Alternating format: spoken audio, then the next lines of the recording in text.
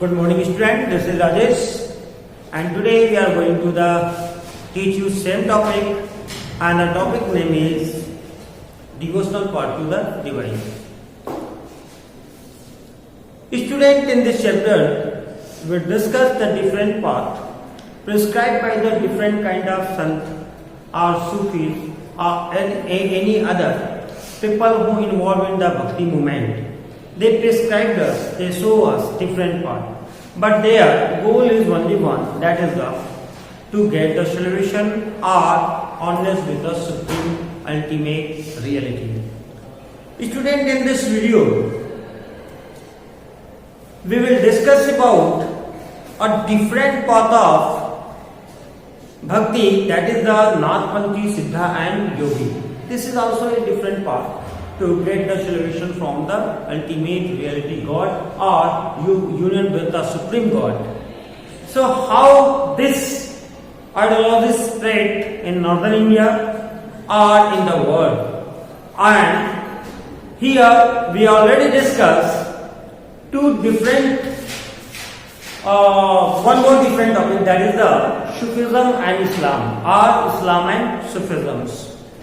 इस चैप्टर में हम देखेंगे, इस टॉपिक में देखेंगे कैसे संत और हम सूफीज को कोरिलेट कर रहे हैं, क्या उनमें सिमिलरिटी है और क्या उनमें डिफरेंसेस है. So before this video we will discuss about the South Indian संत, आफ्टर दैट महाराष्ट्र संत, एंड टुडे हम जो आज डिस्कस करेंगे वो है नाथपंथी, सिद्धा एंड योगी. ये नाथपंथी कौन है?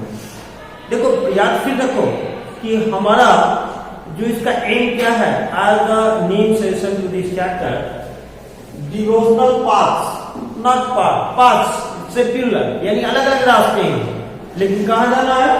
टू डिवाइन, उस सुप्रीम अल्टीमेट रियलिटी के प्रति अपनी को कह सकते हो कि यूनियन उनके साथ जोड़ना है, सल्वेशन करना है.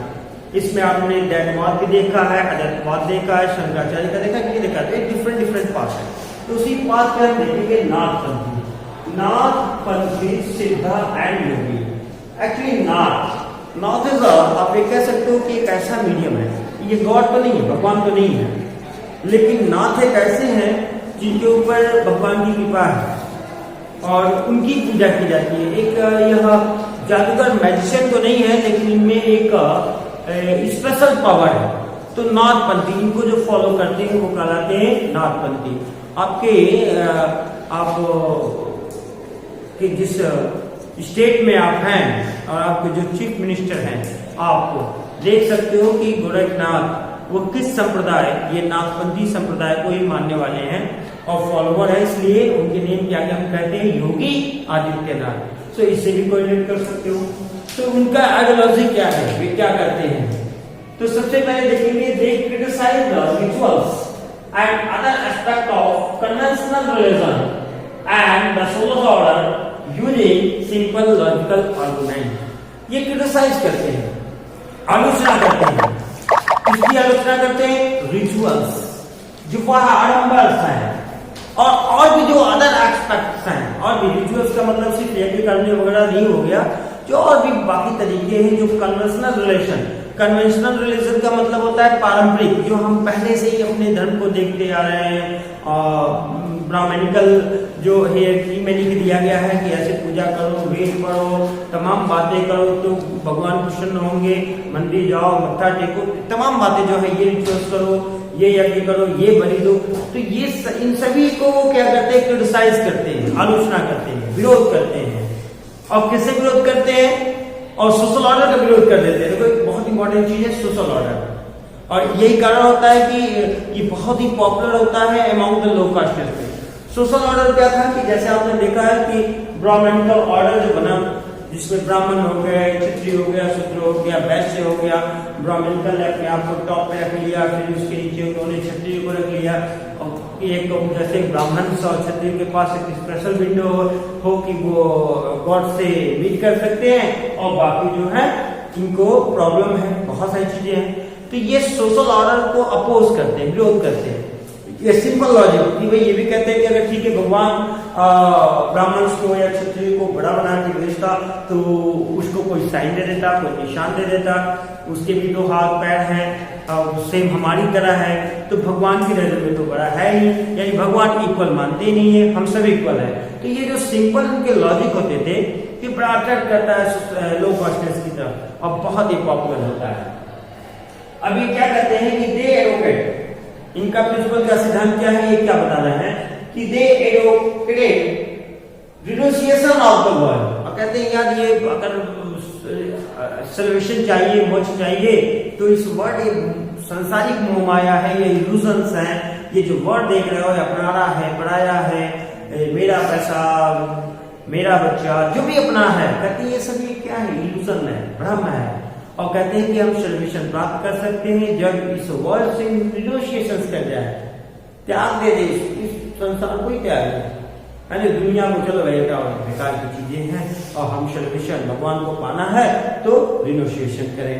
देखो इसमें 2 चीजें हैं। अब आपने संत महाराष्ट्र क्या देखा है कि वे क्या कहते हैं, रिनोसिएशन को मना करते हैं, कहते हैं कि नहीं भाई अपने घर में रह के ही खुशी खुशी अपनी जिम्मेदारियों का पालन करते हुए ही जो तुम भगवान को प्राप्त कर सकते हो, सल्वेशन मोक्ष की प्राप्ति की जा सकती है।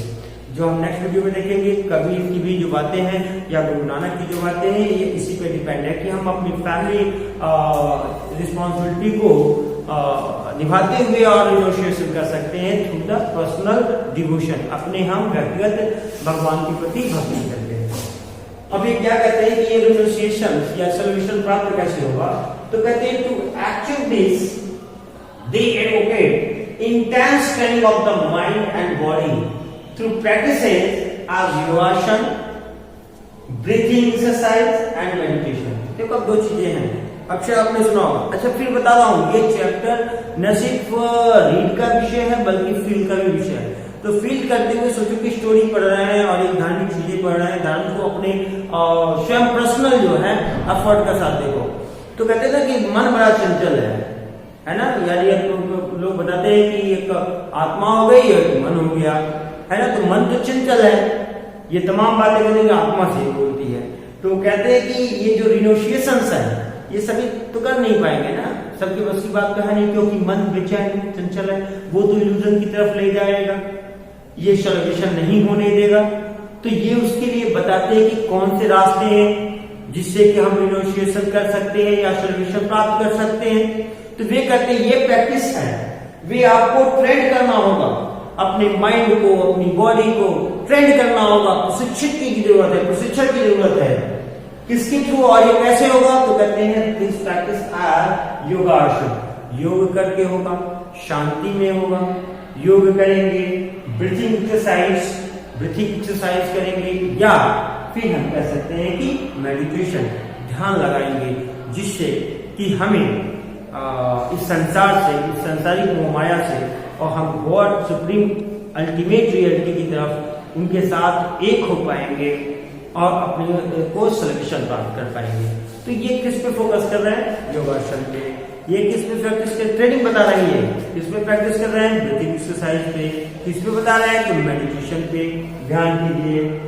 अब देखो कह रहा है These groups become particularly popular among the low caste। अरे तो लोग कि ये क्या करते हैं कि यह जो ग्रुप होता है, खैर ये मत सोचो कि सिर्फ यही है, ये ऑल ओवर इंडिया में भी कम या अधिक की संख्या में इनके फॉलोअर्स हैं। और आप देखोगे तो और भी पाओगे, इनके योगीज के जो ऑटोबायोग्राफी है इनके बारे में पढ़िए और भी आपको इंफॉर्मेशन मिलेगी।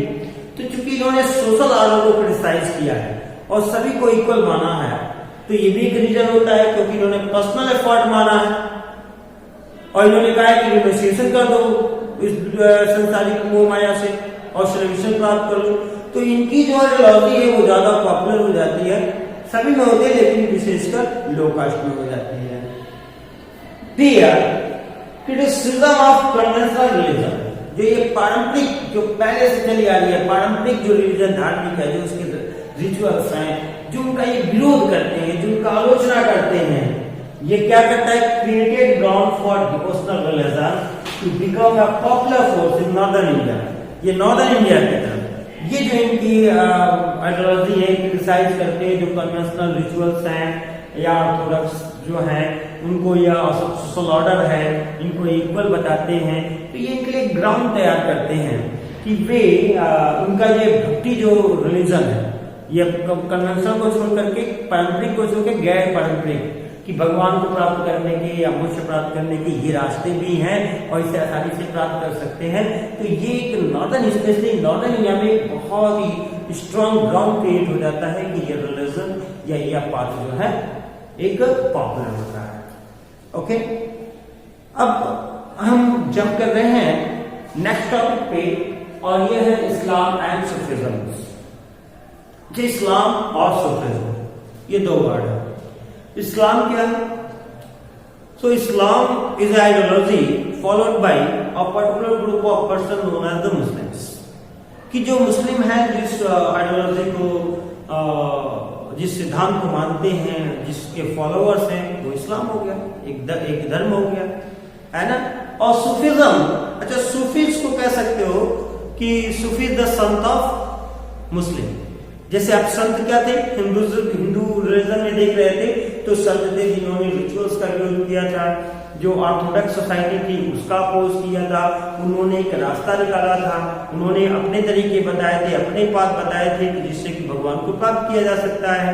सोशल ऑर्डर को उन्होंने अपोज किया था। ये भी आपने पढ़ा ना सिद्धा योगी और नागपंथी के बारे में। और संत ऑफ महाराष्ट्र पढ़ा, संत ऑफ साउथ इंडिया पढ़ा, तो ये संत ऑफ मुस्लिम कह सकते हो सूफीज हैं।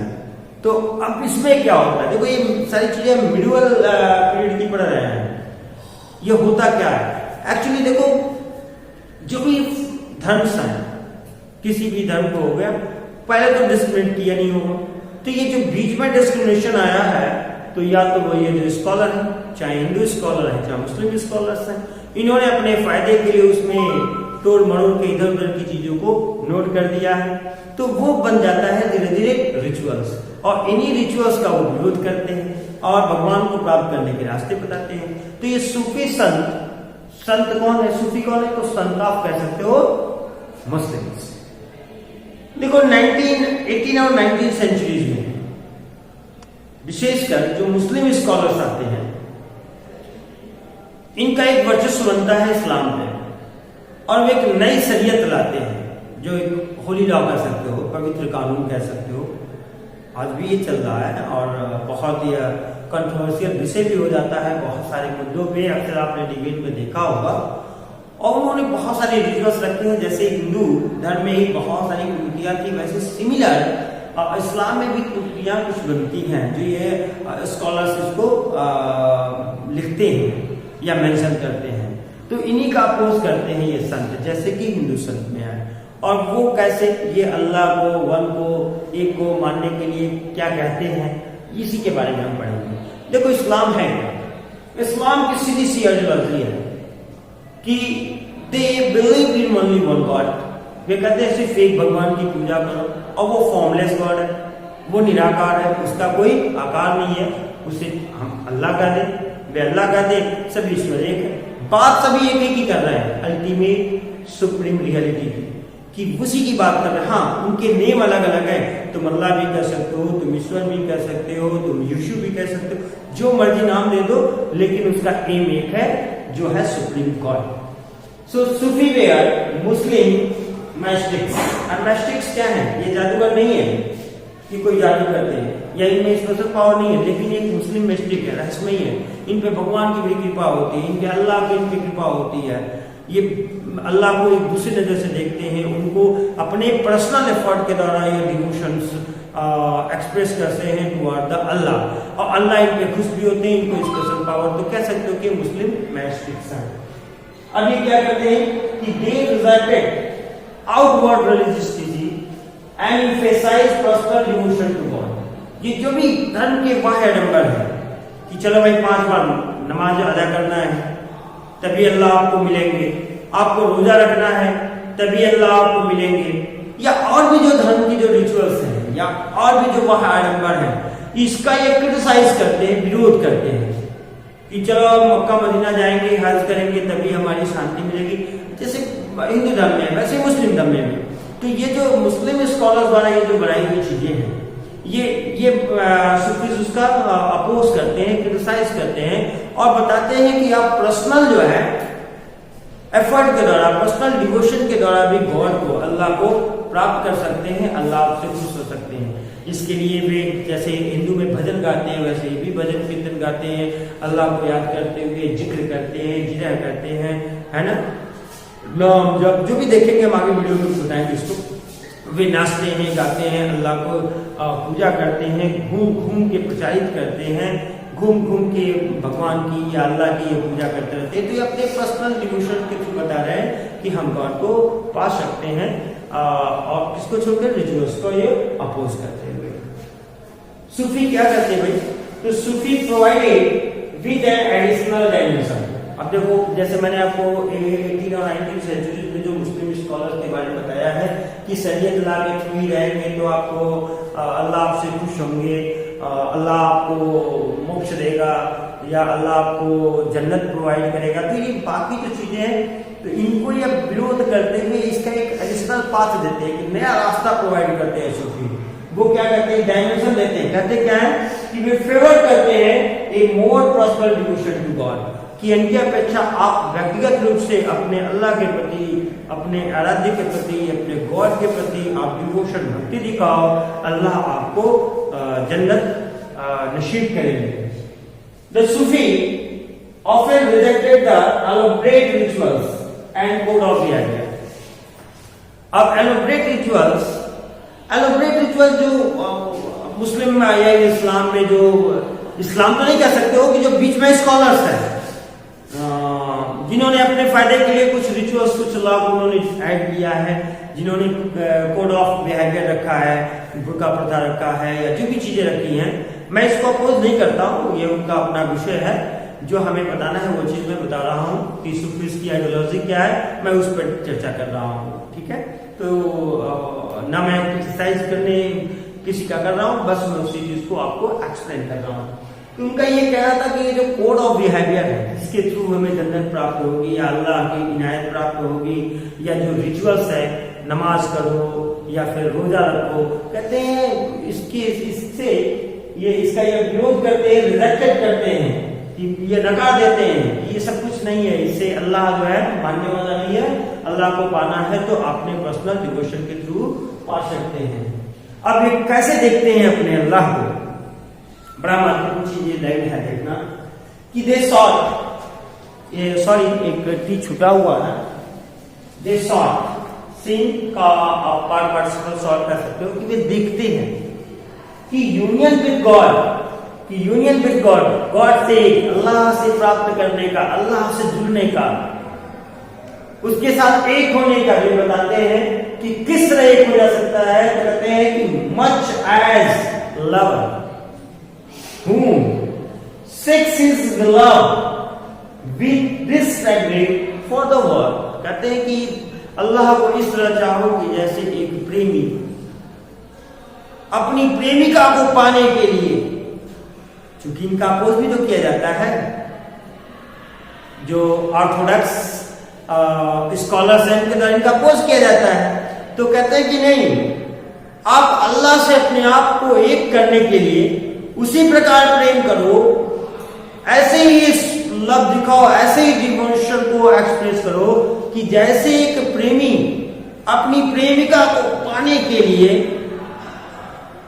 सारी दुनिया की चीजों को डिसएग्री, उससे अलग अलग हो जाता है, उसकी बगैर परवाह किए हुए सिर्फ अपने वो बिलव, अपने उस प्रेमिका को पाने के लिए सारी युक्ति लगा देता है। तो सूफी का आइडियोलॉजी है कि अगर हमें अल्लाह से प्राप्त करना है तो इन सांसारिक जो रिचुअल्स है इनको छोड़ करके और अपने को पूर्ण रूप से समर्पित कर दो सिर्फ अल्लाह को प्राप्त करने में, अल्लाह तुम्हें जन्नत नसीब करेगा या अल्लाह को आप मिल जाओ। और भी चीजें हम डिस्कस करेंगे इस सेम कॉन्सेप्ट में, सेम टॉपिक पे in the next video. Till then, have a nice day. Thank you. I hope you will understand it.